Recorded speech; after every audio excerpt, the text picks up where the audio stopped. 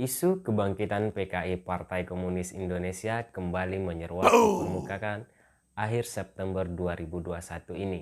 Di masa-masa menjelang akhir September seperti sekarang ini, rasanya memang seperti ada yang kurang kalau tidak ada isu atau narasi yang berhubungan dengan PKI. Kayak ada yang hambar-hambar gimana gitu. Syukurlah mantan Panglima TNI kita Bapak Gatot Nurmantio agaknya cukup jelas peka dengan kehambaran ini. Ia pun dengan berbaik hati tampil untuk mengangkat kembali narasi terkait PKI. Pak Jenderal Gatot ini memang salah satu jenderal yang paling aktif memperhatikan isu-isu PKI, apalagi di bulan-bulan peristiwa berdarah itu. Bahkan pada proses penggantian dirinya dari Panglima Jenderal TNI Republik Indonesia dikait-kaitkan dengan kebijakannya terkait pemutaran film PKI waktu itu. Dalam sebuah wawancara daring yang disiarkan di akun YouTube Hersubeno Point beberapa waktu yang lalu, Gatot Nurmantio buka-bukaan terkait proses pergantian dirinya sebagai Panglima TNI beberapa tahun lalu.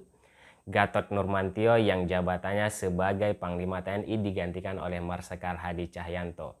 Diberhentikan dengan hormat oleh Presiden Jokowi pada tanggal 8 Desember 2017. Pergantian dirinya tersebut sempat memunculkan pertanyaan karena Gatot Nurmantio harusnya baru pensiun pada bulan Maret 2018. Dalam wawancara buka-bukaannya itu, Gatot sempat menduga bahwa pencopotan jabatannya sebagai Panglima TNI ada hubungannya dengan kebijakannya yang sempat memerintahkan kepada seluruh jajaran TNI untuk menggelar agenda nonton bareng film G30 SPKI. Dan secara terang benderang dia mengatakan bahwa PKI telah menyusup ke tubuh Tentara Nasional Indonesia. Alasan dia mengatakan hal tersebut karena diorama di Museum Makostrat yang ada patung Soeharto, Sarwo, Edi, dan Nasution beserta 7 pahlawan revolusi lainnya sudah hilang. Dan dia menyebut insiden ini lantas membuktikan bahwa adanya kemungkinan sudah berkembangnya paham komunis di tubuh TNI.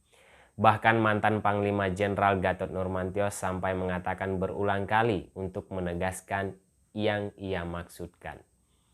Tak sampai di sana, untuk meyakinkan audiens webinar ia lantas mengatakan jika sampai mengutuskan seseorang yang tak ia mau sebutkan namanya untuk memfoto dan membuat video dan membuktikan diorama tersebut sudah tidak ada lagi.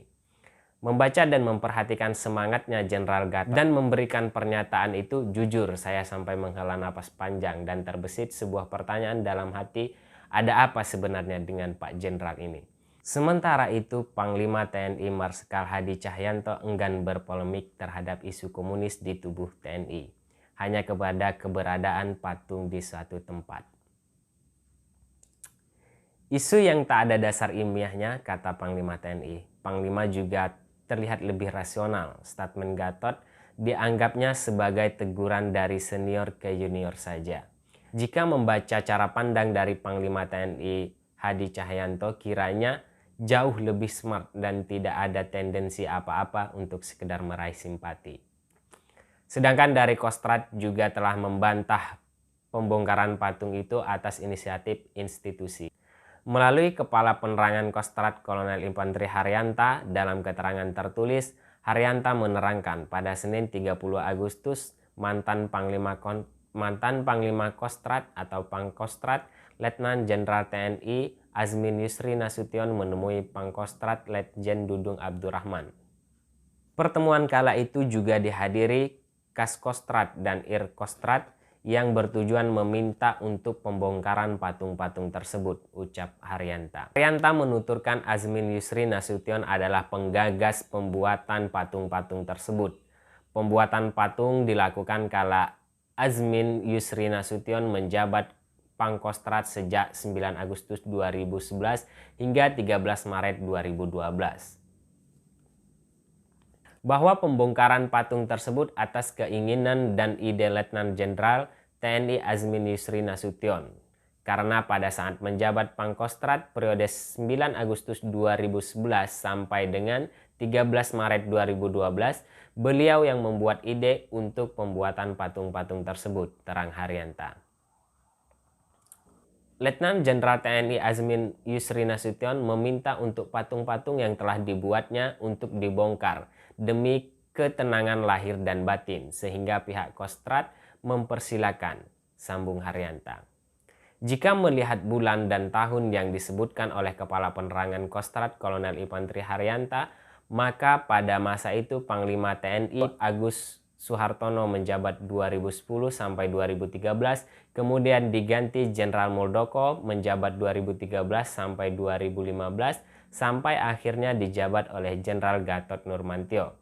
Dan seharusnya sebagai Panglima TNI tahu perihal di atas. Lantas apakah isu PKI ada kepentingan khusus untuk kontestasi politik pada tahun 2014 nanti? Wallahu a'lam. Kita lihat saja drama-drama berikutnya. Jangan lupa berikan pendapatmu di kolom komentar. Terima kasih, semoga video ini bermanfaat. Sampai jumpa pada video-video selanjutnya.